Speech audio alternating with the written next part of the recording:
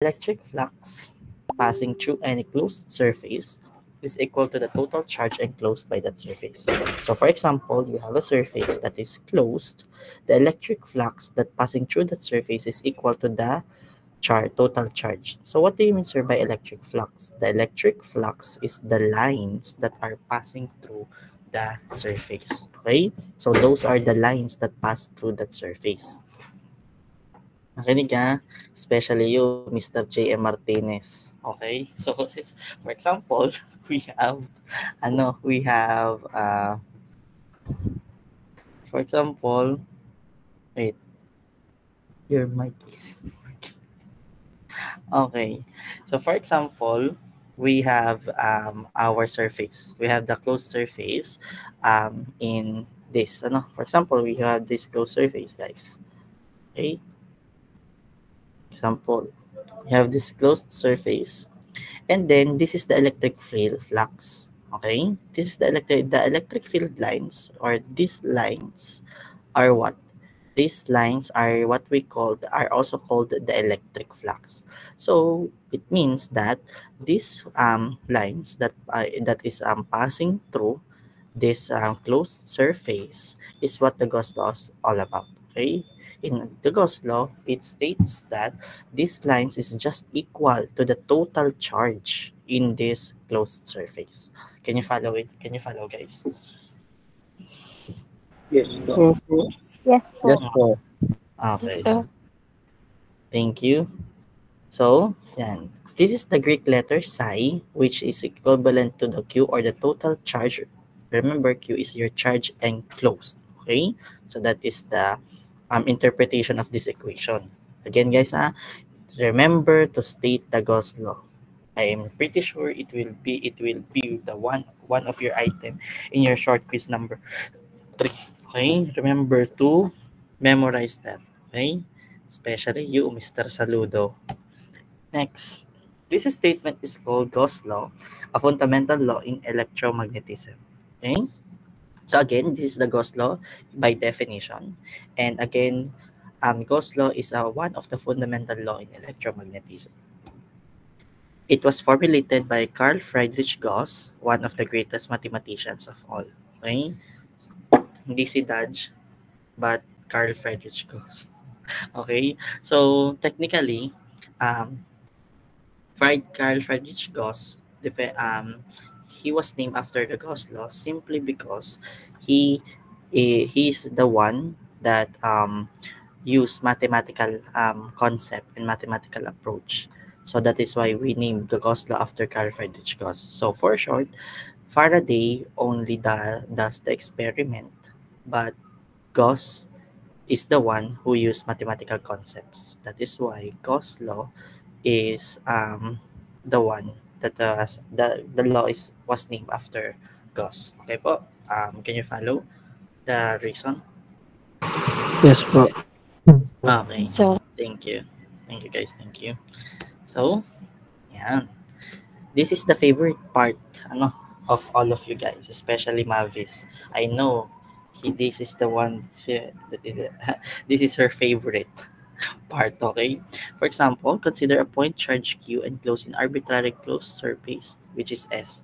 This is is already illustrated in the previous slide, the closed surface figure. Okay, the electric flux density at a point P on the surface S is equal to the charge over 4 pi r squared multiplied by the unit vector AR. Okay, the total flux through the entire closed surface is this one. But again, you don't need to memorize this formula, guys, because the Gauss law can be written as simple as the following formulas, which I will going to present to you on the next slide. Okay, so just remember that the electric flux formula, for example, you have a point P and you have the surface S. So the electric flux density on that, if you are going to compute that, is given by this formula. But then again, these two formulas that are stated below, these are just some manipulations of the formula. But in reality, the Gauss law is what? Reality, the Gauss's law is just simple formula. So you will get to it on the next slide. Okay. So again, Thus, the total electric flux through any closed surface is, again, Gauss's law will be applicable only if the surface is closed. Okay, so if the surface is not closed, then the Gauss's law cannot be uh, ap- cannot be applied. Ano? Cannot be applied. Okay, so you have the general formula of the Gauss law. So in the formula that were previously shown on in the previous slide, it can be reduced in this.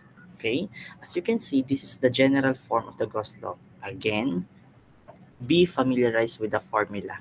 Okay, familiarize with the formula because Gauss's law has three forms. First one is the general form, the second one is the integral form, and the third one is the point form. Okay, so for the general form, this is what Gauss's law means. So you have the integral, which is a closed, which has circle on it, which is closed surface, means that it is a closed surface. D, which is the divergence, the dot product of D and the differential surface. They are just equal to what? The charge that is enclosed. That is what Gauss law is all about. Remember that the charge enclosed um, in the surface, in the closed surface, is just equal to the dot product of this. Okay, so again, this is the Gauss's law general form. The surface over which the integral is taken is called the Gaussian surface. So if you have the surface, and in that surface you will be taking you will have the sample to take. So that surface is what we called the Gaussian surface. Okay, can you follow, guys? Yes, sir. Yes. Yes po. Yes po. Yes. Okay po. Wala yung mga katropa ko dyan. Sagot kayo, ha. Okay, next. Gauss law is an alternative statement of Coulomb's law. Just like what we have discussed in the previous lesson. If the problem isn't or cannot be solved by the Coulomb's law, then the Gauss's law is the one that will handle that problem. Okay? So technically, it is just alternative of the Coulomb's law. So for the complicated problems, most of the complicated problems that are too complicated to be solved by the Coulomb's law can be solved easily and conveniently by the Gauss's law. That is why also the Gauss's law exists. Okay? Gauss's law provides a different way to express the relationship between electric charge and electric field. Okay, Gauss's law provides an easy means of finding the divergence or electric field for symmetric charge, okay, distribution. So what are the what are the example of some symmetrical charges? Point charge, line charge, sheet charge, spherical charge distributions, or those that involve a rectangular, cylindrical, or spherical symmetry. Okay, so again, Gauss's law provides an easy means of finding the divergence. So, guys, as you can see, you will also compute for the divergence. Okay, but I can assure you guys that the computations for this one are much easier rather than the computations that we have tackled before.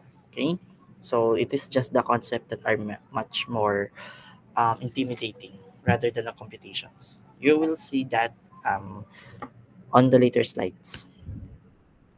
Okay, now we will going to have the integral form of the Gauss's law. Okay, the total charge enclosed, which is Q enc, bounded by S, can be expressed in terms of the charge density. Okay, what is the charge density? So again, so for example, you have the charge enclosed. It is just equal to the integral of the rho v dv, or the rho dv.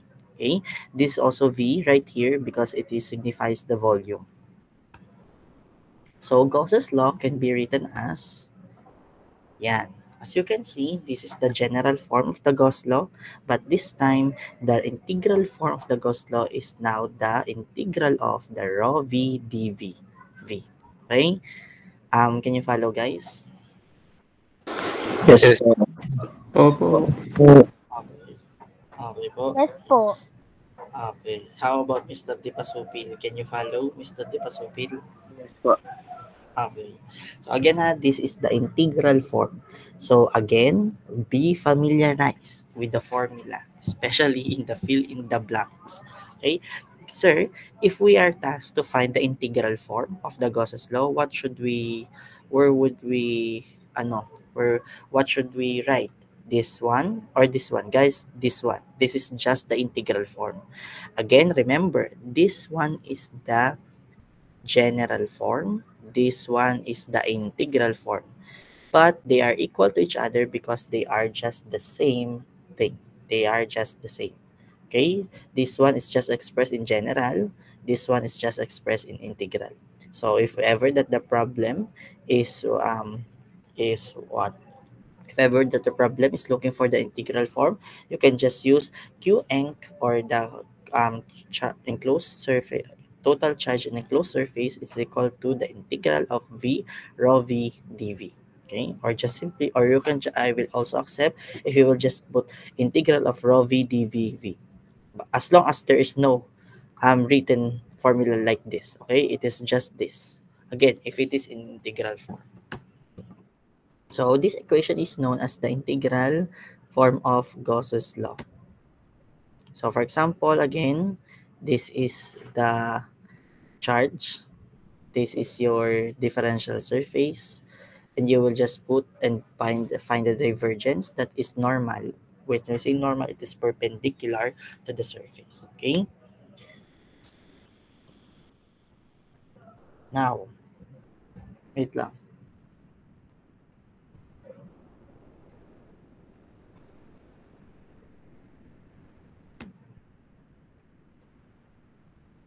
Okay. Now, Mr. Reyes, can you read the following slide? Can you read the following, Mr. Reyes? If, sige po, gas law, even when there is no charge within a Gaussian surface, the field at any given point on the surface is not necessarily zero. In the case, however, the total electric flux through the surface is always zero. Electric field lines can begin and inside a region of space only when there is charge in the region. Okay. Kapag ba, kapag kulang ba ang spelling mo, magagalit ka ba? Okay. For example, Gauss's law, even when there is no charge within the Gaussian surface, the field at any given point on the surface is not necessarily zero. For example, guys, no, if you have the Gaussian surface, again, the Gaussian surface pertains to this, for example, you have this surface, or you have this surface, that is what we call the Gaussian surface, no? So if ever that you have this surface and there is no charge in the surface, does that mean it is always zero? The answer is not necessarily. Okay, but if the total electric flux through the surface, the total electric flux to the surface is always zero. So again, if you will just find, if there is no charge in a given point, in a certain point, it is not necessarily zero. But again, if we are talking to the total flux.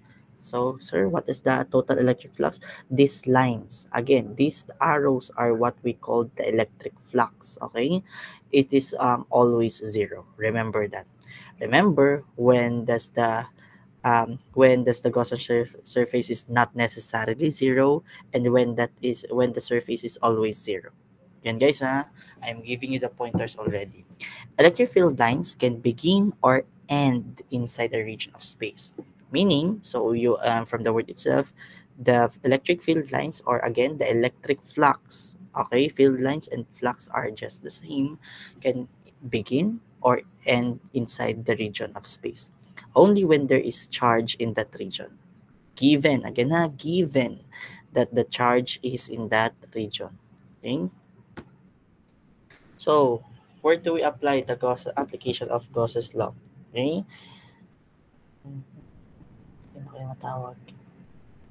Okay, Miss Pio, can you read the first one, application of Gauss's law? Gauss law is valid for any distribution of charges and for any closed surface. Okay.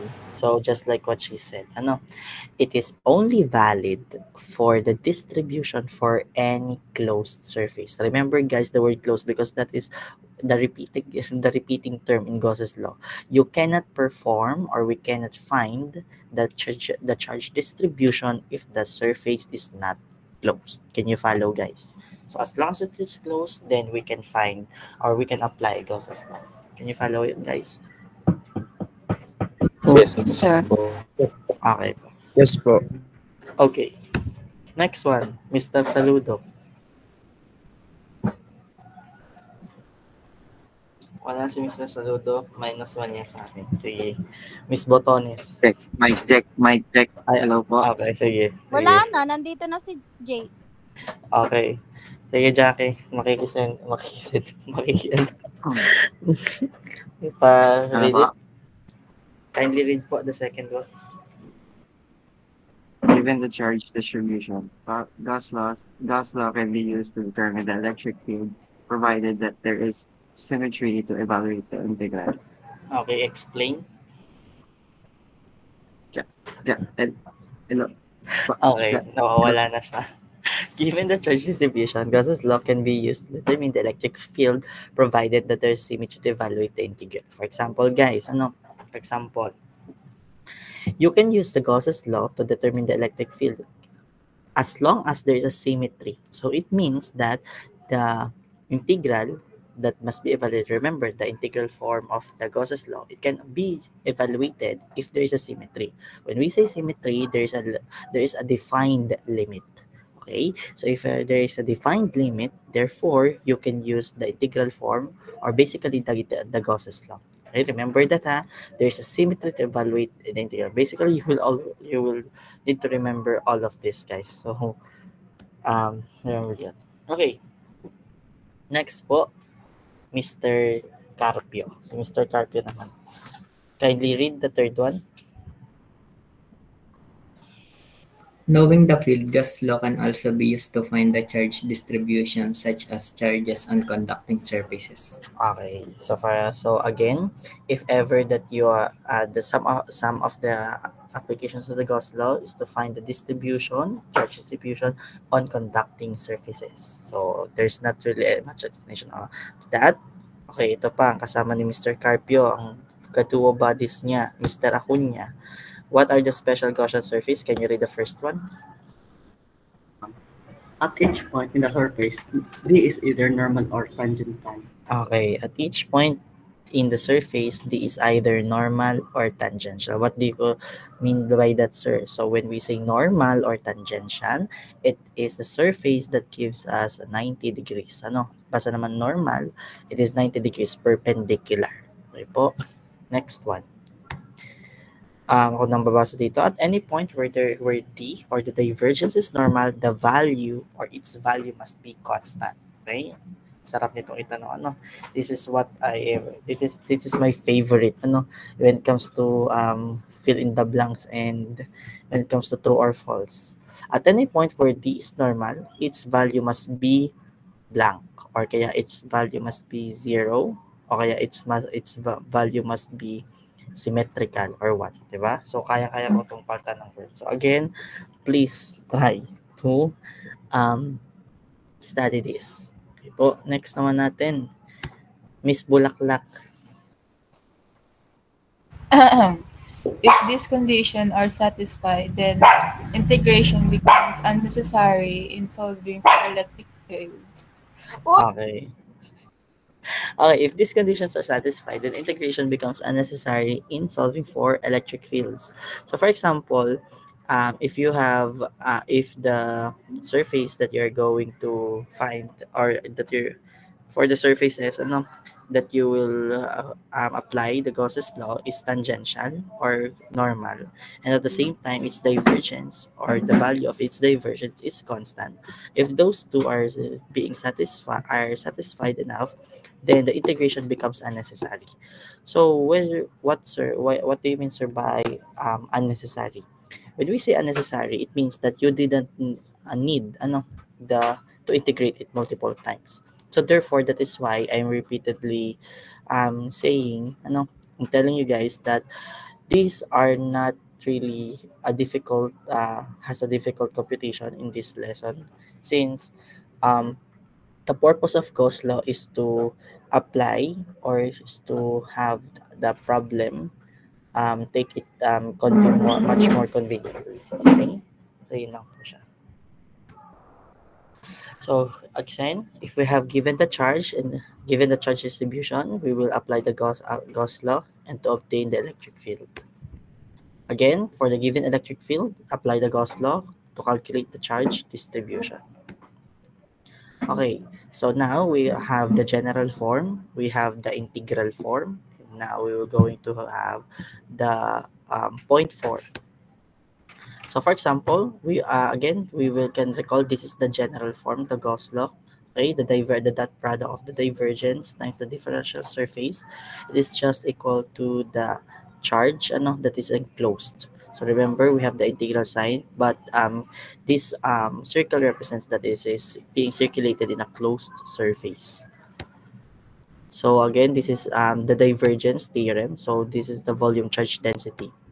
So as you can see, guys, this is the divergence, the nabla dot d. If you will just recall on our previous week's discussion. So this is one of the formulas that you have encountered in your long quiz 3, if you will remember. The divergence of the divergence can be mathematically represented by blank. So this is the one.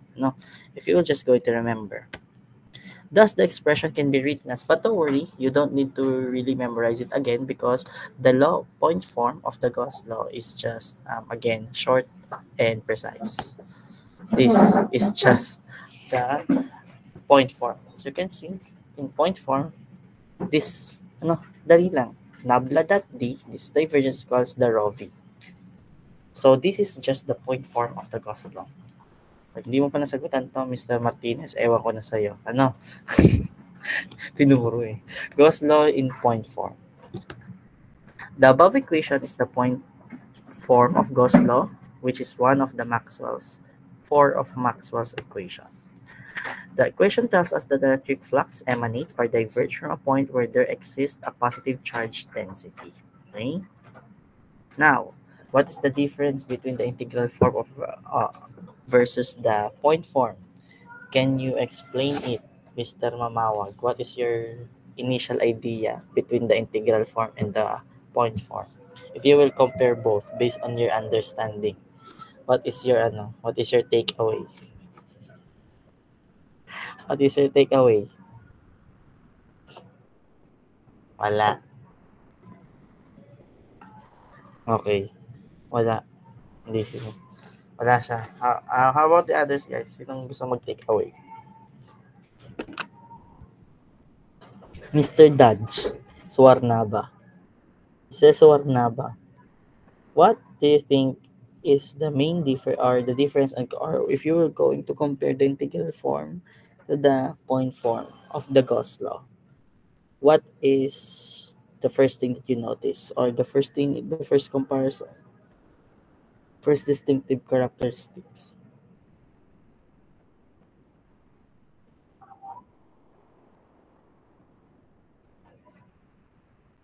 Okay.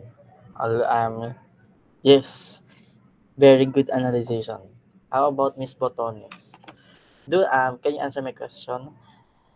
Does that mean the integral form and do you agree that the integral form and the point form are just the same?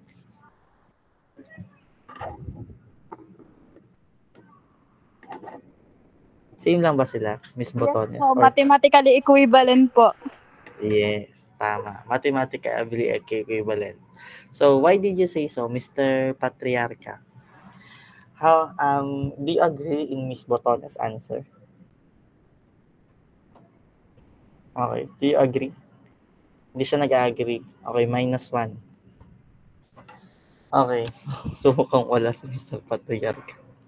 Okay, so technically, yes, guys, they are mathematically equivalent. Miss Botones is correct. Although they may seem very different from each other, the integral and point form of Gauss law essentially means the same thing. That is what we are talking about. Now, number 2. The integral form is used to explain the significance of an equation. So just like what I said earlier, no? And for number 3, can you read it? Wait lang. Tawag ako sa inyo saan? Sa G-class. Magkaroon tayo ng interaction, guys. Okay, can you read it na lang muna, Mr. Robles? The verbal statement of the law can be directly obtained from its integral form. Okay, so as you can see, guys, even though the integral form is much more of an research formula, the verbal statement of that is directly obtained from its integral form. So you can derive it out of the integral form. Next po, Mr. Tolentino. The point form is much more convenient for performing mathematical operations since technically it is more difficult to integrate many times than to take partial derivatives. Yeah, that is why that is what I said earlier, guys. So Gauss's law doesn't necessarily mean you will going to integrate it multiple times. That is why it is not really that hard compared to the other lessons that we have encountered so far. Because if you will going to remember in our previous discussions in finding the differential volume, you will integrate it thrice. In finding the differential surface, you are going to integrate it twice, diba? So as much as we want to integrate the Gauss's law, or the main difference of that is we will not going to integrate it many times, especially also if we have partial derivatives. Yes, we're going to again commit that or do that, but again, it is not frequently. Okay po. Okay. Number 5, the point form can also be evaluated at any given point to determine the total charge and flux. Okay po. At any given point to determine the total charge and flux. Okay, the divergence theorem. Okay po. Let us recall first the divergence theorem because this is also associated with the Gauss's law. In general, for any vector, flux density A over a closed surface S. Okay, so as you can see, guys, this is the for example, you have the flux density which is given by the variable A, and again you will find the divergence of that. So you will going to have nabla dot A, okay, dv. Okay. Can you read it, Mr. Wait lang. Let me call. Sino bang hindi pa nasagot? Gregorio. Okay, Mr. Gregorio. Tama. Mr. Gregorio, can you read it po kung nandito ka na? Wala ba? Ayun, nasa gubat pa. Nasa gubat pa, no? Sige. Let's try muna dito. Wait, sino ba mga people dito? Yung iba muna, hindi natatawag. Okay.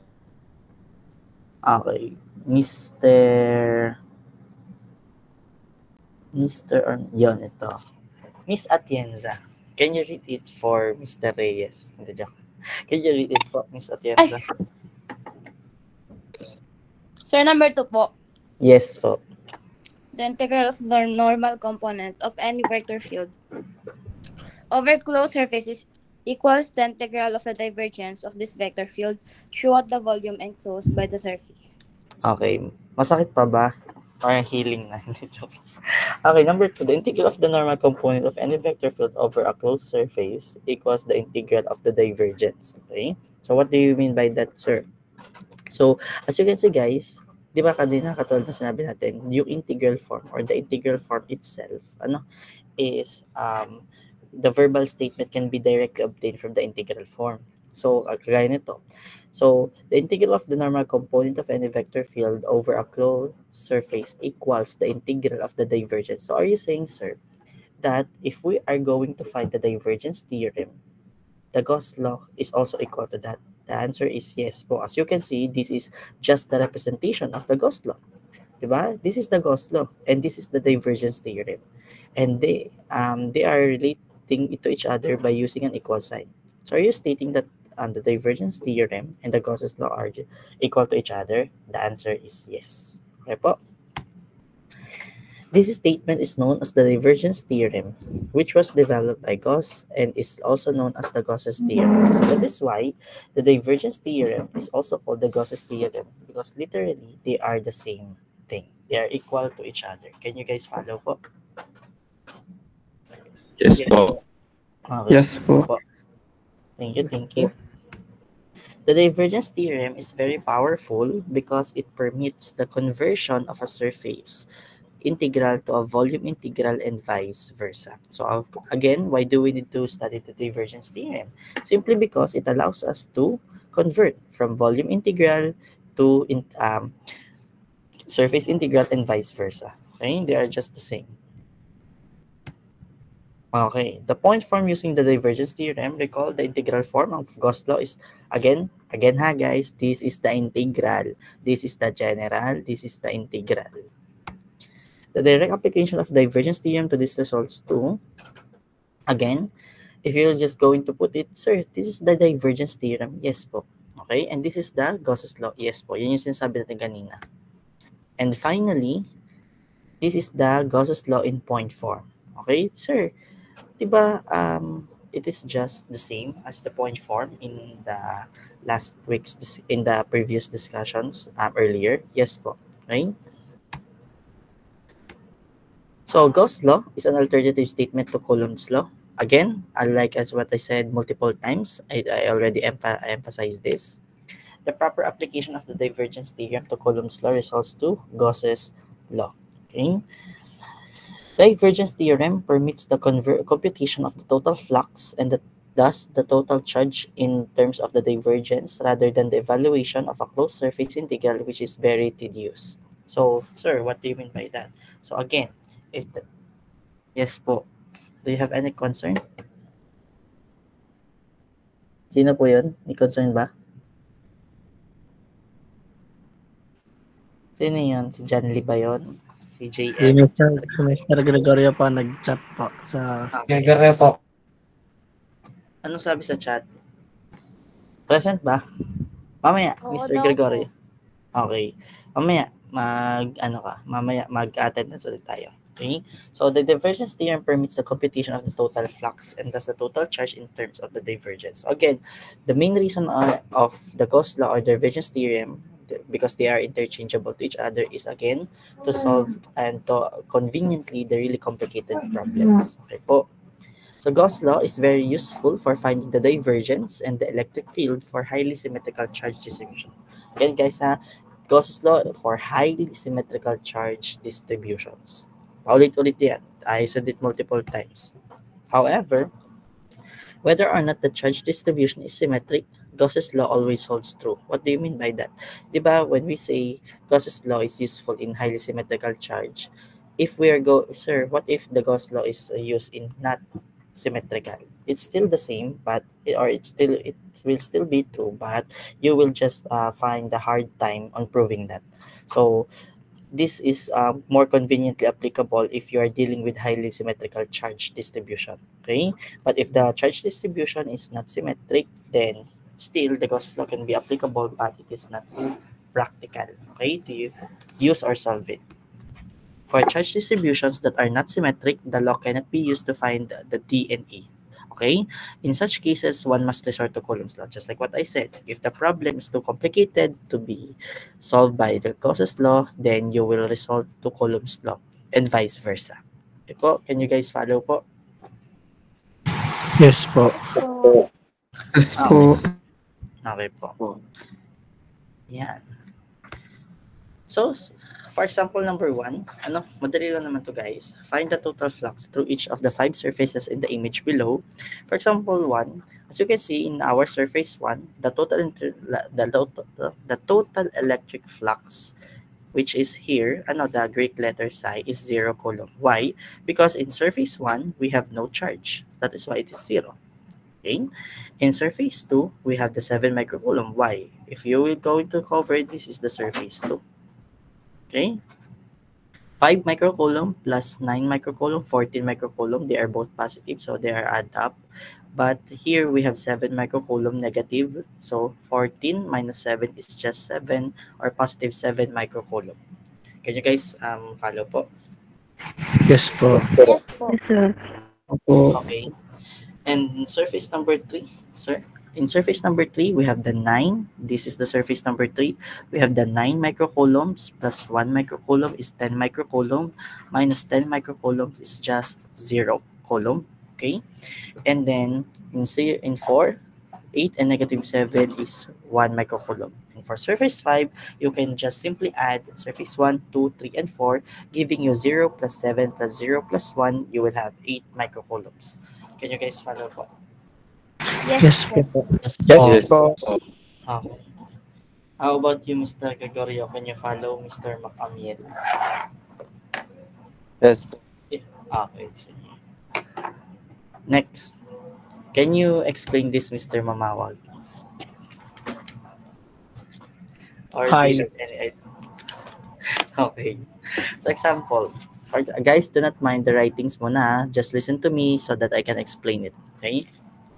So given the electric field flux density, which is D, is equal to 0.3 R squared AR nanocoulomb per meter squared per in free space. We are tasked to find the following ABC. Okay. So first, let us define. Just like what I said, in our previous in the beginning of our course, if there is none or there's no specific condition for our charges, you will always assume that your charges are laid out in the free space. Okay, so in free space we have this equation. Okay, we have the D is equal to the E, which is the electric field, times the epsilon naught. Epsilon naught can be found in your constants in your calculator. You should just navigate in your calculator so you can find the epsilon naught constant. Okay, but if you are eager to find the numerical value of epsilon naught, it is equal to 8.854 times 10 raised to negative 12 farad per meter. So why do you mean by this? Okay, because in letter A, we have to find the electric field at point. We have given the spherical coordinates. R is equal to 2, theta is equal to 25 degrees, and phi is equal to 90 degrees. So now that you know that in free space, in order for you to find the electric flux density is just equal to the multiplication or the product of the electric field times the epsilon naught, you can just have the formula electric field is equal to D over the epsilon naught. Sir, what is my D? To evaluate, you will need to first evaluate the D. The D is given as 0.3 R squared AR. Okay, so we have the given in point in letter A. We were given R is equal to 2 as our radius. So 0.32 squared. 0.32 squared is just 1.2. Okay, copy the nanocoulomb. So 1.2 nanocoulomb is our D. So that is why 1.2 times 10 raised to negative 9 divided by the epsilon naught, which can be found again in your calculator. But if you do not know where to find it, or you want to memorize the formula, you can just simply memorize 8.854 times 10 raised to negative 12. Therefore, if you were going to divide it, you will have 135.53 ARV over M. Can you guys follow? Yes po. Sir. Okay. Yes po. Yes po. Okay. Sinasaludo din na nasagot. Mamaya ka sa akin. Okay, next po. Yes po, sir. O yun. Okay. Yung iba naman. Let us give chance to others. Okay. Next, the charge enclosed is just equal to this one. So what do you mean, sir, by this one? In letter V, we are tasked to find the total charge within the sphere. R is equal to 3. So, sir, the total charge within the sphere. If you will recall, a sphere is a closed surface. That is why if you are going to find the total charge, you can use the Gauss's law. Because again, sphere is a closed surface. Therefore, the Gauss's law is applicable to that. State the formula first. What is the formula of Gauss law? We have the charge enclosed. It is just equal to the integral of the dot product of your D times ds. I just forgot to write down the s here, but it must have letter s. Okay. So again, this is just for the differential surface, but again, it is not really important. I just put it right here, so I will not going to discuss it anymore. But in our computation, again, find the total charge. You just need to what? You just need to, again, evaluate the D, but this time your radius is equal to 3. So 0.3 times 3 squared, you will have 2.7 nanocoulomb per meter squared. Okay? So after you evaluate your D, you have now this D. Okay? But how do I find the differential surface or the area? Okay? So in order for you to find this, you must remember the formula for the area of the sphere. If you are not aware, the area of the sphere is equal to 4 pi r squared. Okay? And again, given that you have the radius r is equal to 3, you just need to substitute it, and then you will have 36 pi meters squared. Now that you have the area and then you have the d, you can just multiply it. Sir, why do I need to multiply? That is the beauty of the Gauss's law. So you can see, just like what I said, diba? Multiple times, we are in our task, we are not using integration. Okay, di ba? That is why it is the beauty of the Gauss's law, because we are tend to evaluate the given without using any complicated mathematics. Okay po, Miss Botones, do you appreciate the Gauss's law because you do not need to integrate it? Yes, I appreciate it so much. Okay, it is 2.7 times 36. It is equal to 97.2 pi. Okay, because 2.7 times 36 is just 97.2 pi nanocoulomb. Okay po. So for letter C, find the total electric flux leaving the sphere. Guys, the total electric flux is just the same. Ano? The total electric flux is just the same. So meaning the total electric flux is can be find also by using the Gauss's law also. Okay, but this time we have the r is equal to 4. So you will just going to repeat all of the process, okay, and then multiply it. So 4.8 multiplied by 64 is approximately 307.2 pi. So why is this symbol? Because guys, we have the total electric flux. That is why it is this symbol, okay? But in letter B, the total charge, even though they have a different symbol, okay, they are just the same. They are both applicable to Gauss's law. Okay po? Can you follow, guys, the computation po? Yes po. Yes, sir. Okay. Yes po. Yes po. How about Mr. De Leon? Can you really follow? Yes po. Okay, sige ha. Natin. So, this 135.53 AR volts per meter, 305. Sir, why it is 305 nanocoulomb? And why it is not like this 97.2 nanocoulomb? No, because guys, remember that we have the pi here. So if you will multiply 97.2 by pi, which is 3.14, you will approximately get 305 nanocoulomb. Okay, so same for the 965 nanocoulomb.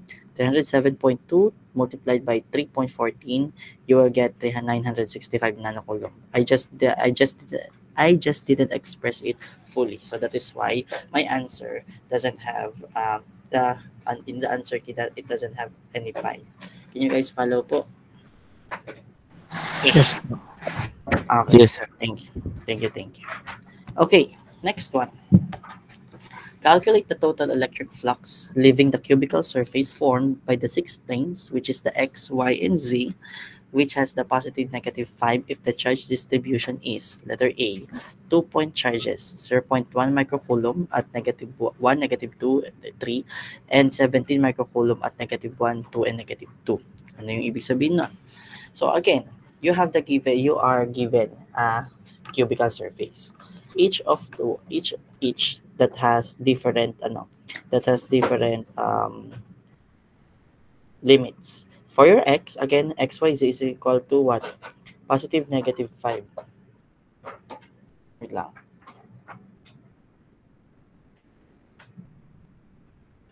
Okay, positive negative 5. So it means that in x, you have negative 5 to positive 5. In y, negative 5 to positive 5. In z, negative 5 to positive 5. Therefore, these are the limits for your x, y, and z. Ano? Wait lang.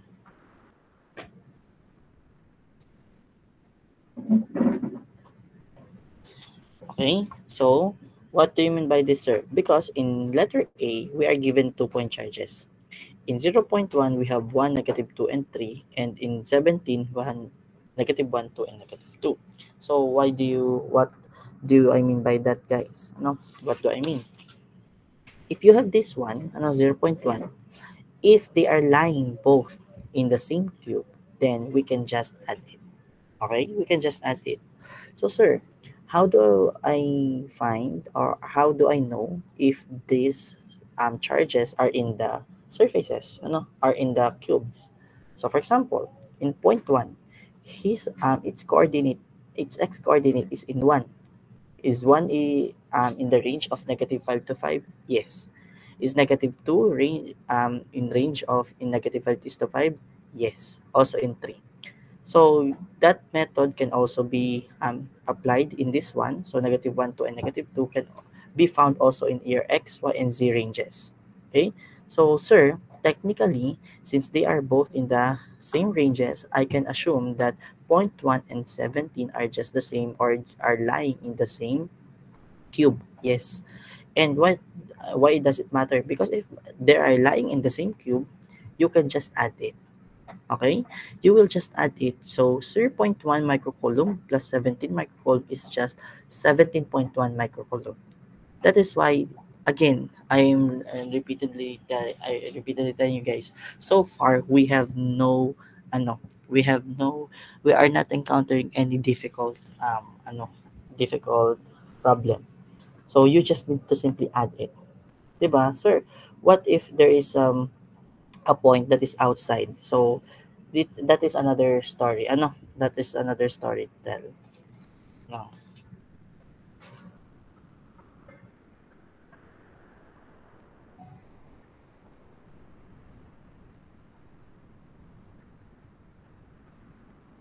Okay.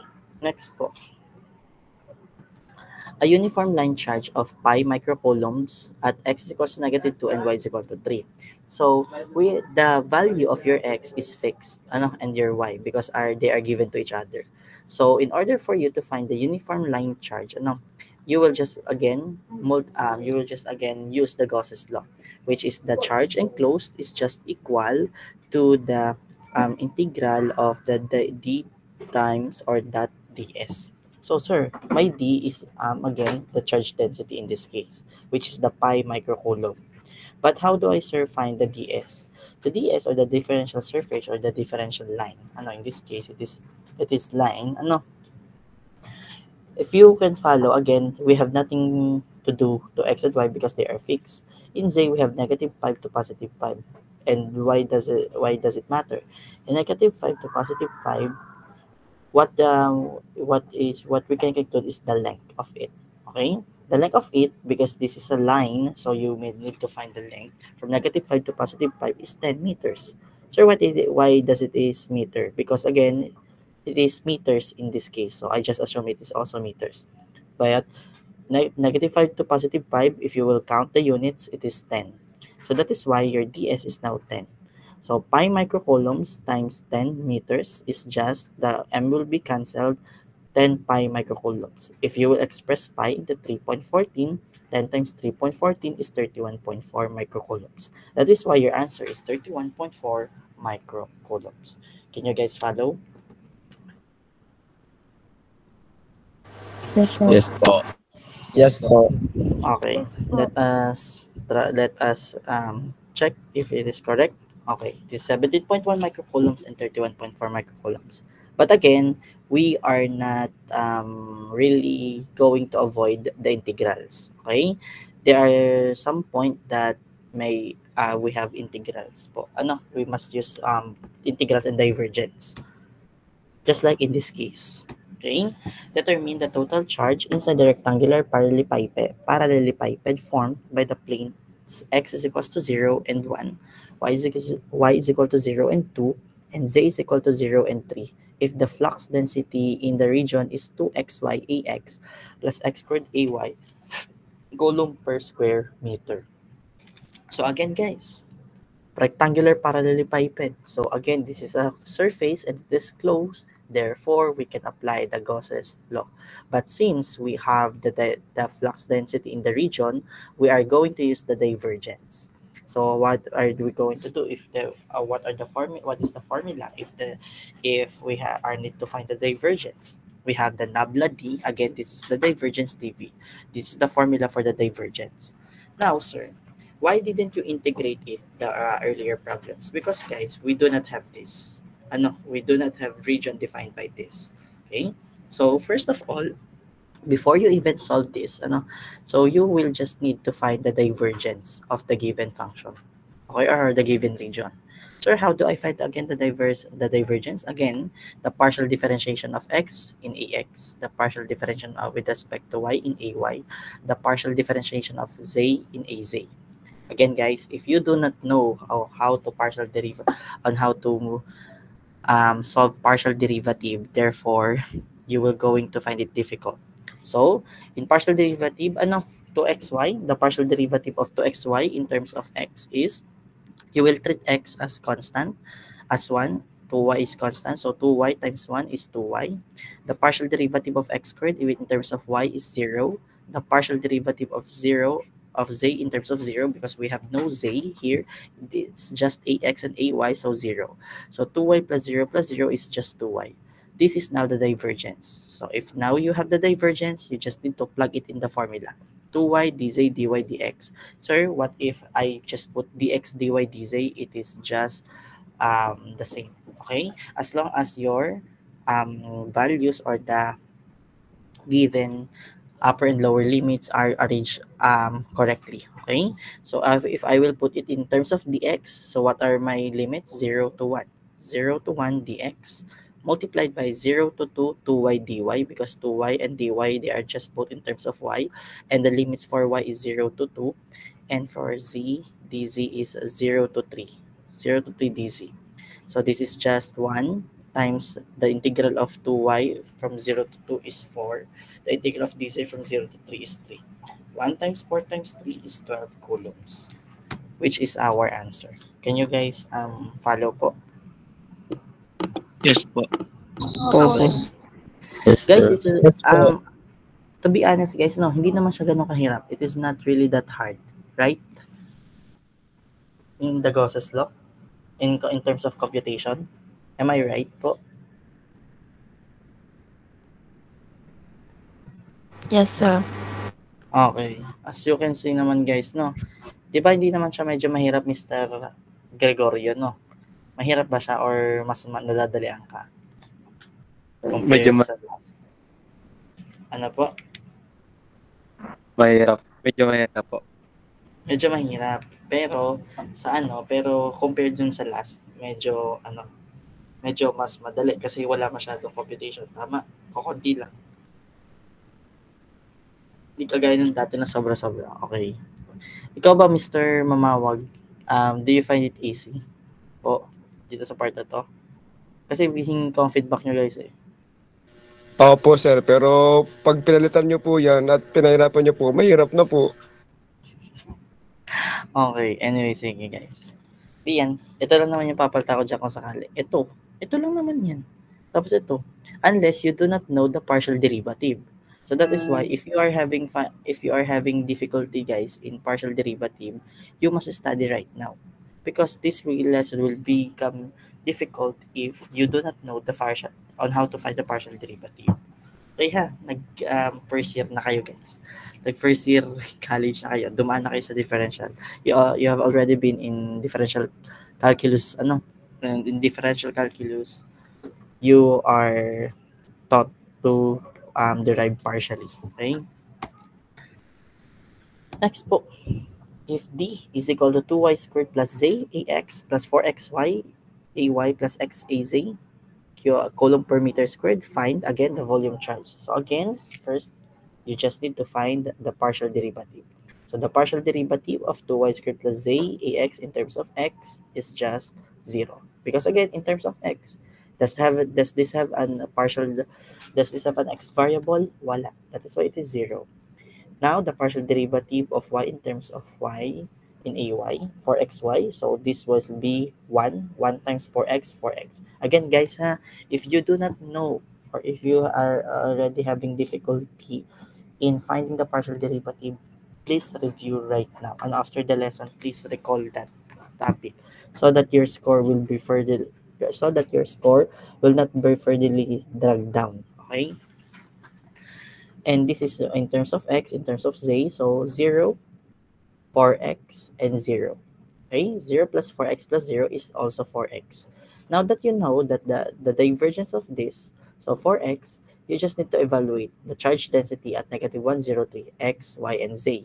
So 4x, so 4 times negative 1 is just negative 4 coulomb per cubic meter. Okay, so how about, sir, the B? The flux to the cube. So again, if you have the cube and defined by the definite limit, you just need to integrate it. What you are going to integrate is just the divergence, okay, which is the 4x. So again, you just need to integrate it triple times. 0 to 1, 4x dx, multiplied by 0 to 1 dy, multiplied by 0 to 1 dz. So 4x, the integral of this is 2x squared, which is equivalent to 2, multiplied by 1, multiplied by 1.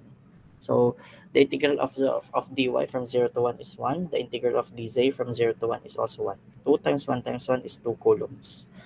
Now, the beauty of our of the Coulomb's law is the total charge enclosed by the cube. Now, guys, if you will think about it, if you will just think about it, the flux and the total charge are equal to each other.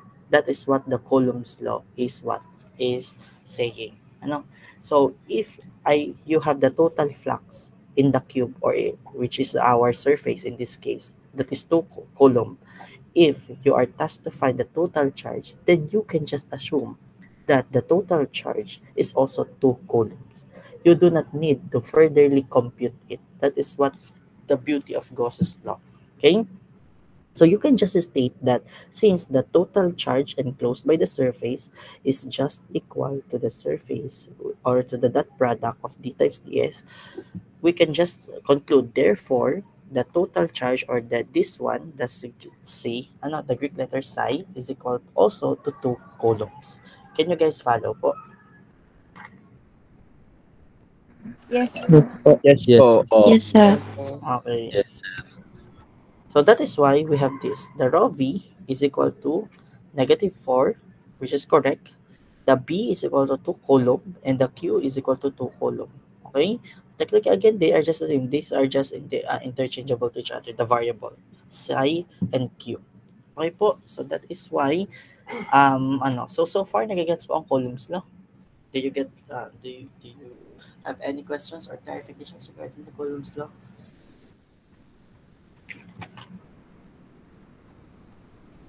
Wala naman.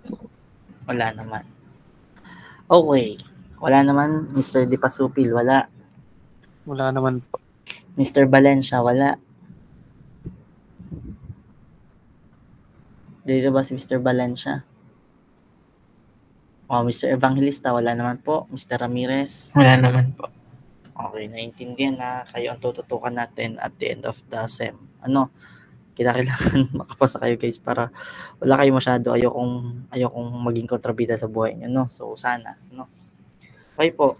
Because if you do not have any questions, okay, that is the end of our Gauss's law. Okay po. Sino sasama sa Quatogs? Taas ang kamay. Okay po. Let's go. Chami.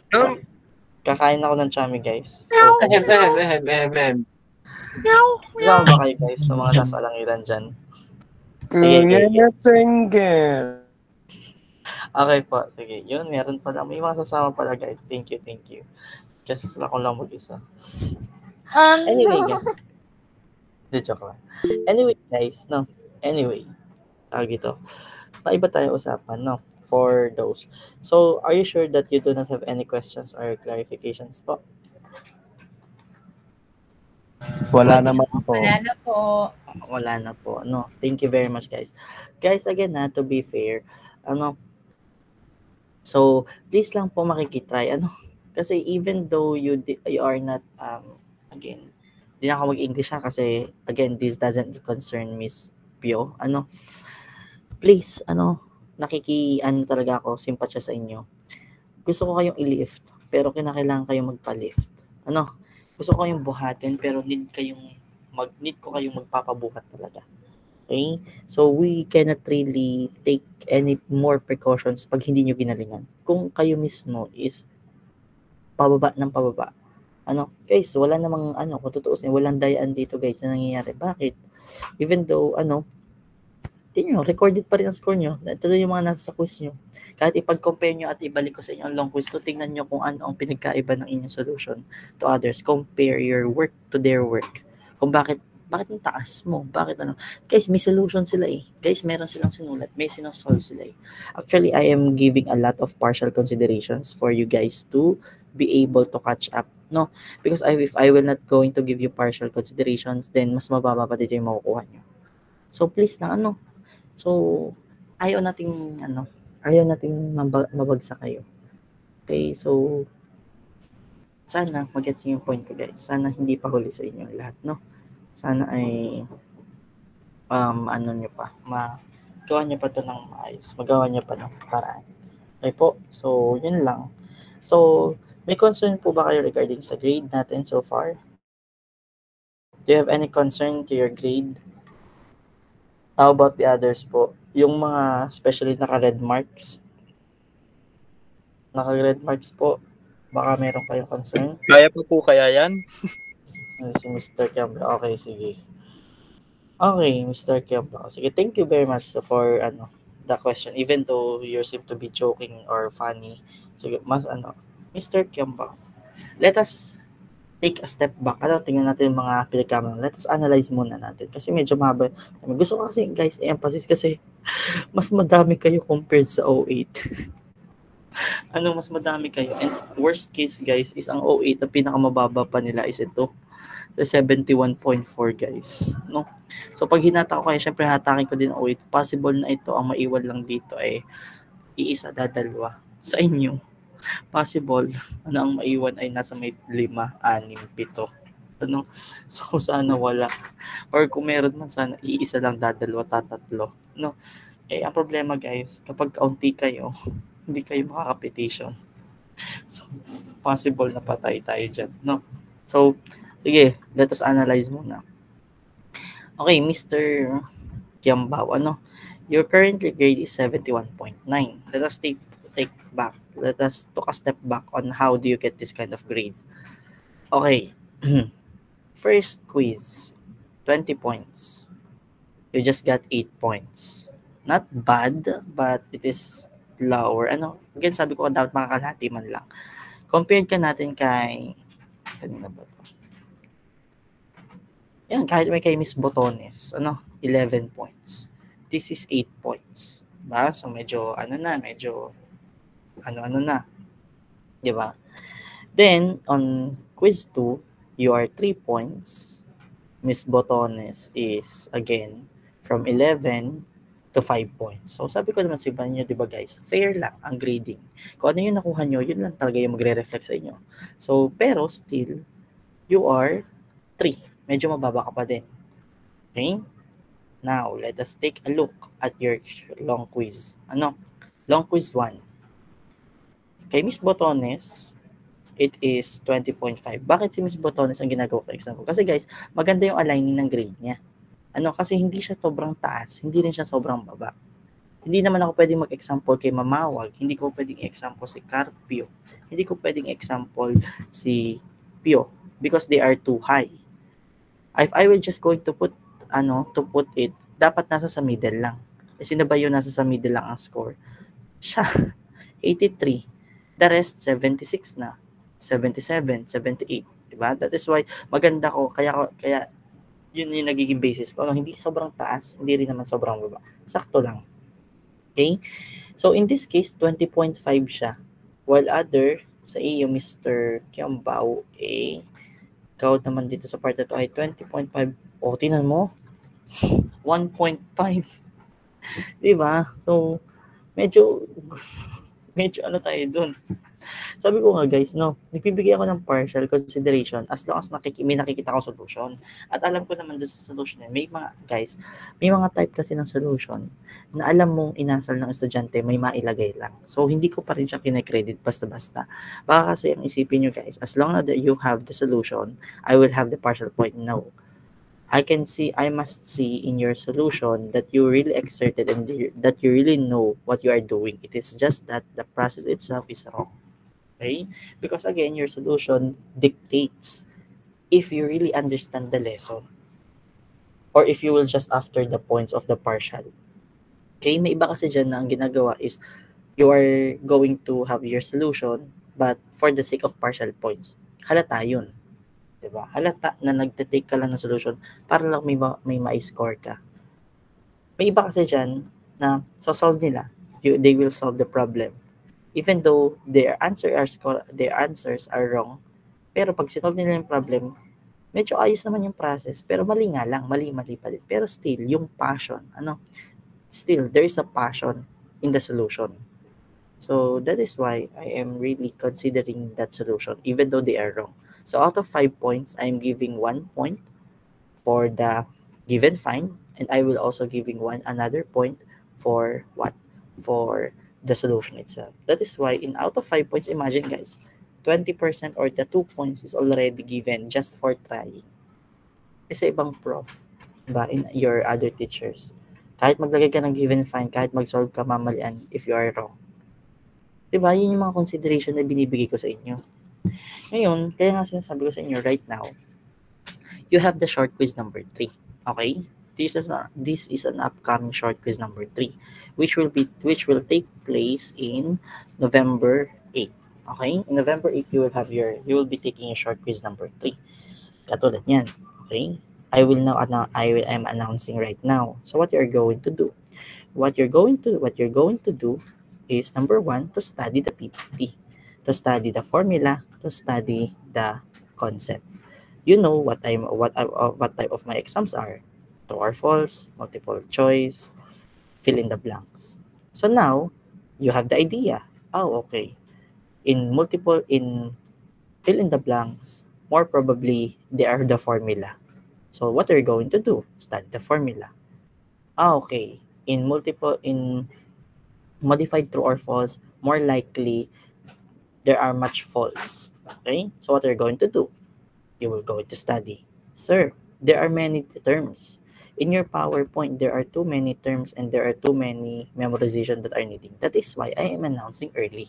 That is why I'm announcing 2 weeks before, so that by the time that you will going to take your short quiz number 3, you are fully prepared. Okay? So you are fully prepared on what? You are fully prepared on